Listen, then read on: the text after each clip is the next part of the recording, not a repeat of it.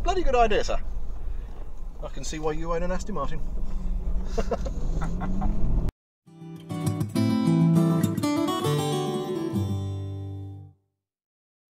Evening, boys and girls, welcome to today, and if you haven't guessed, I'm in an Aston Martin, so anyway, this is Jamie. Hello. The person who actually owns the damn thing. Yeah. And we're just buggering about because we're actually recording things for the car channel that we're launching in the near future. Exciting times. I know, it's going to be brilliant, isn't it? Yeah. Oh, hello, don't knock him down, will you? Don't kill him. But yeah, it should be fun. How long have you had this car now? 2 years. I bought it, when did I buy it? Last June. I bought it in June, so yeah, it's coming up to 2 years. 2 years, blimey. It's already up for sale. Yeah, yeah, you're already selling it, but what are you getting to replace it though? I'm getting an R8, an Audi R8 V10. Not too bad, not too shabby, not too shabby. Something a little bit quicker. I feel like I've aged 20 years when I get into this. Yeah. I should be driving around in a suit. Yes, you should be really, you know. Yeah. You should look like your stereotypical Aston Martin driver. Yeah, that's it. Yeah, bearded with a suit on. If it's one thing this car like attracts, it's old men. Yeah, because it takes so long to earn the money to buy one of these things, and of course to run them, because they're not exactly cheap, are they? Well, no, they're actually reasonably. I haven't actually spent a lot of money. Like a lot of people say, oh, Aston Martins, you know, they can cost a fortune, but they're actually not. I mean, if you take an Aston Martin, obviously they charge £900 for an oil change. Brilliant. But yeah. I mean, your local garage, I mean, I pay £500, and that's a full service including spark plugs, which is reasonable, really. You pay that for like a BMW. Well, yeah. I mean, my i30 is about 260 something quid, and that's the diesel, so I don't have the spark plugs. If you had the spark plugs on it, you're over 300 quid. Yeah. So that's not actually too bad for a 4.3 V8. Yeah, obviously the expensive part is the fuel. Yeah. But because this is the 2005 model, it's before the tax year. So every kind of supercar, Aston Martin, Bentley, Ferrari, Lamborghini, they pay £500 in road tax. It's 515 now. It went up, this didn't it? This is half that. Yeah, 315, I think. Yeah. Yeah, 300. Which is. So you get around it because you got it just before the April 2016. Which is a bonus. Yeah. Because is this registered in 2005 or the beginning of 2006? It's a 55 plate, so it's late. I think it was maybe November, December. Oh, okay, fair enough. So it was one of the first ones that they launched in the it was one of the first ones, and they only made so much of these before the 06 model came out, and they made hundreds of them. Yeah, these ones are the first of the breed, or the new Vantage breed. Yeah, well, that was it, the Ford era.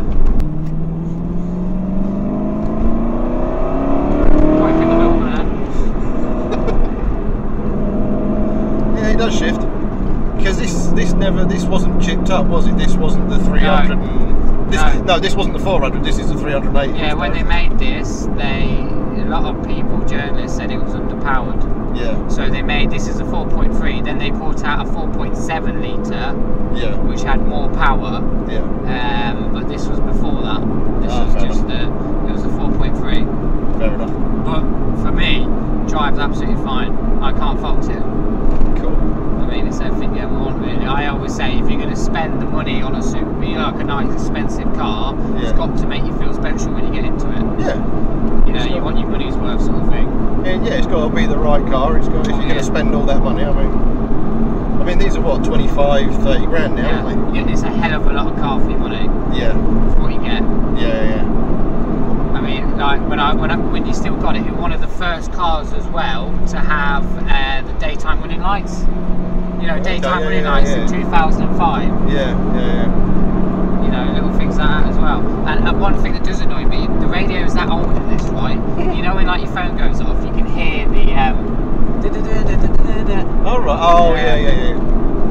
Well, to be fair, I drive trucks, so I'm used to hearing that anyway, because there's always doing that. But apart from that, the car's never gone wrong. I've done more miles in this car than any other cars, and it's never gone wrong. That's a pretty good advert for a first gen Vantage. Well, it is, because one of the first, you know, when you make a jump, when I went from a BMW to an Aston, I naturally thought, oh, here we go, problems, it's going to this and that. But the other good thing with this is it shares the same body parts as the DB9 DB9 and the 4-door Rapide.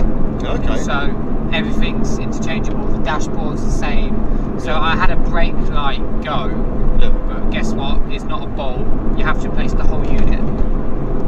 Yeah, well, Aston Martin quoted me £900 for a whole unit. And funny that, I went down to Halfords I was like, look, brake light's gone, can you change the bulb? And they looked at me like, it doesn't have bulbs. No, it's LED. LED strip. Yeah. But I managed to find a second-hand one off eBay for £150. Yeah, that's not too bad. No, and it was off for DB9. Ooh. And it was 2 bolts, and I changed it myself. Yeah, because a lot of the parts are interchangeable, aren't they? Yeah, which is the bonus, because there's a lot of second-hand parts on eBay and elsewhere. Yeah. You don't have to go to Aston Martin, which is good. Yeah. If you go to like a Bentley, it's just Bentley, Ferrari, Lamborghini. You have to buy parts on them. Yeah. But one thing I will say, if you do buy one of these, is you need this. This is that OCD thing, isn't it? OBD. Oh yeah, OBD. Yeah. Your fault finder. The one common problem with Aston Martins is warning lights, like the one I've got now for fuel washing the fluid. They're prone for warning lights coming on, so I have to constantly plug that in to turn it off. Oh, fair enough. And that was actually Aston Martin told me that. Okay. Because when I bought it from Aston, I had a warning light come on, and they said, yeah, what happens is if you don't drive the car for such a while, the catalytic converter, you know, sensor, the oxygen sensor fault light comes on. Oh, does it come up style thing? Yeah, so you have to just turn it back off. Oh, okay. So they said you might as well pay £10 to keep turning it off.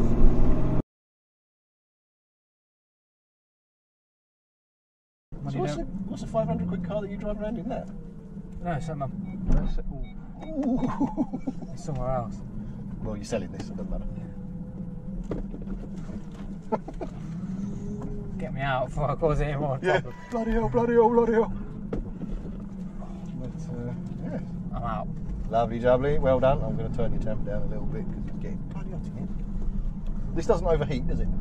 No, but in the summer, because the place is full of leather door cars. Yeah, this has got to be an oven, hasn't it? It's an oven. I got stuck on the M6 once, and it was like, oh. Yeah. What are you doing? You'll fit through that. Slalom, go on, slalom.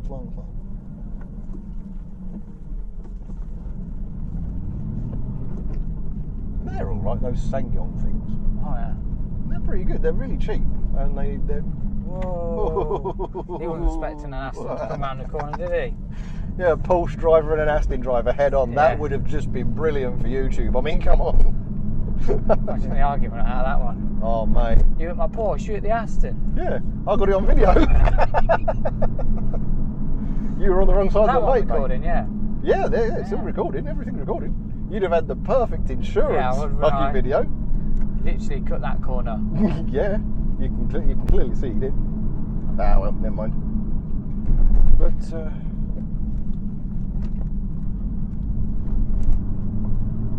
how did you make your moolah to get one of these things then? In trading.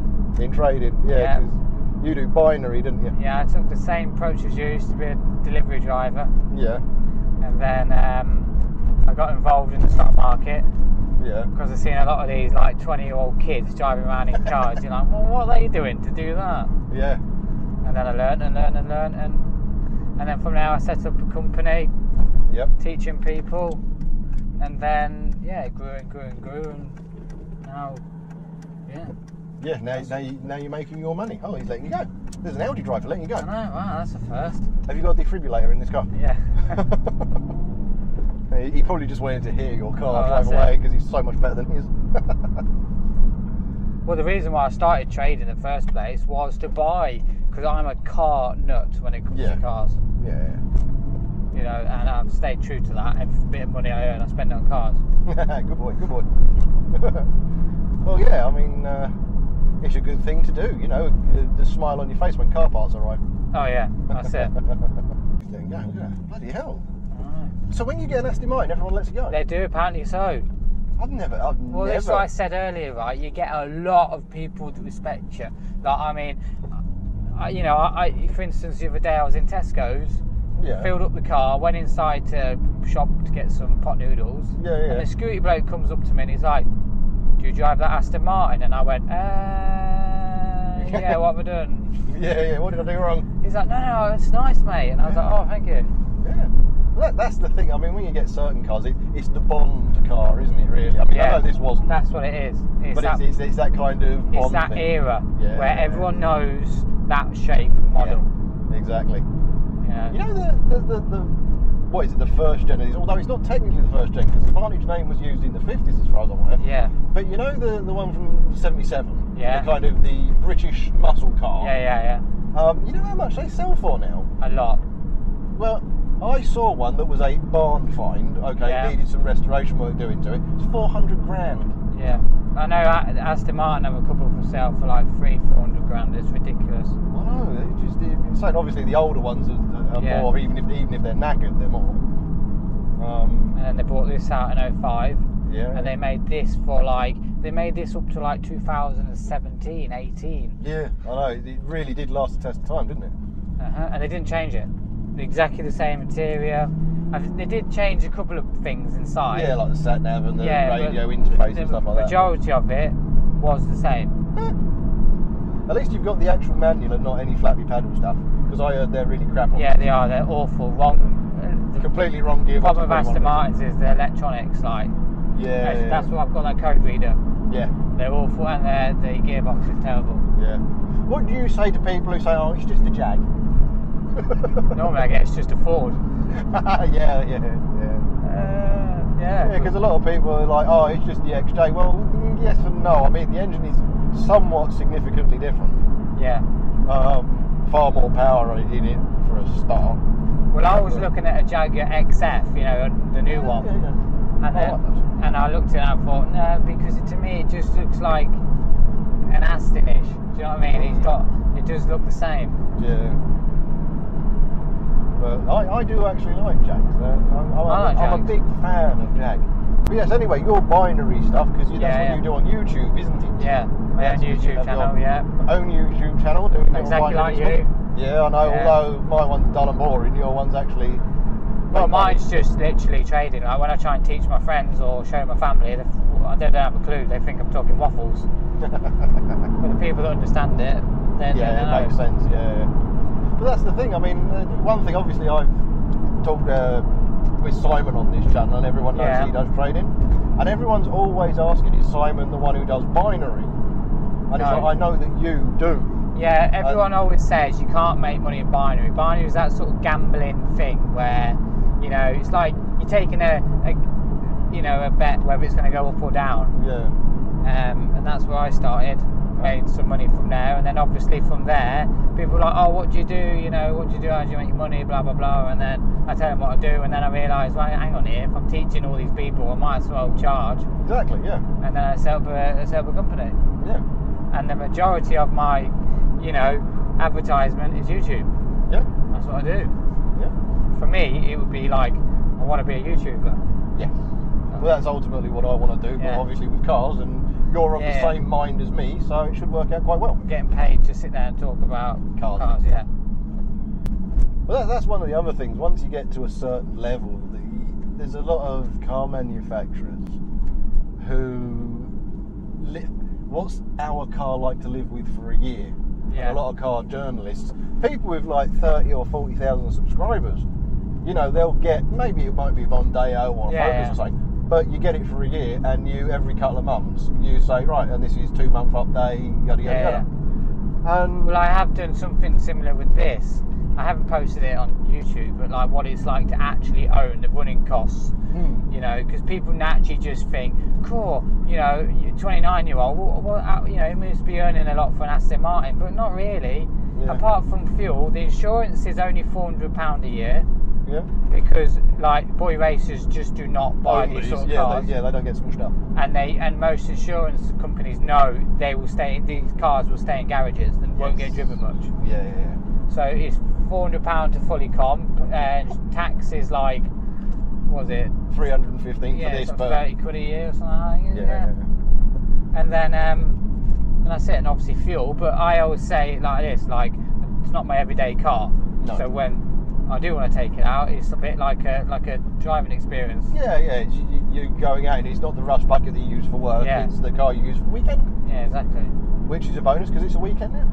And as well, when you look at the service and stuff like that, because these cars don't get driven much, it needs the service once a year, if that. Yeah. What is the service interval on these things? Well, it said to me when I read that it says it needs spark plugs done at 70,000. Yeah. Which you think, oh, really? Well, I mean, the annual mileage allowance in between them, because some cars are 8,000, 10,000, 50. I mean, yeah, I don't know. It's just once a year. So you don't really do the mileage. You don't really bung the mileage on it, to be fair. No. But and what's the older MPG at the moment? I hate looking at this. 18 miles per gallon. 18.5 miles per gallon. That's good, you know, for me. Yeah, for you. Yeah. Yeah, it is. I mean, I used to put, when I first bought it, I was like, I'll just put 20 quid in there. Wouldn't move the needle. Like, oh no. Yeah, these do drink. That's the only problem with these V8 ones, is they do drink fuel. Yeah.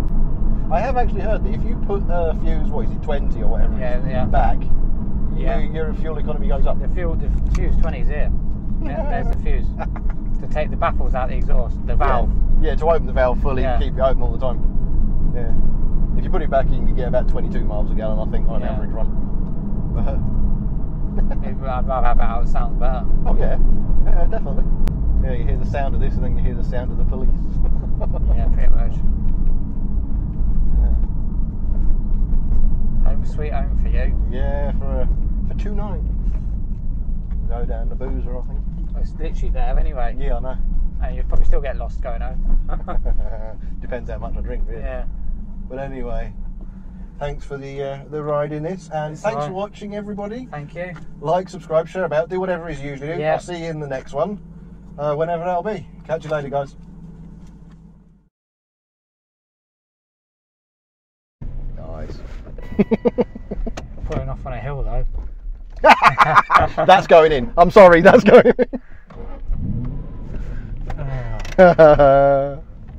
It should be in the Clio, really, shouldn't you, mate? Yeah.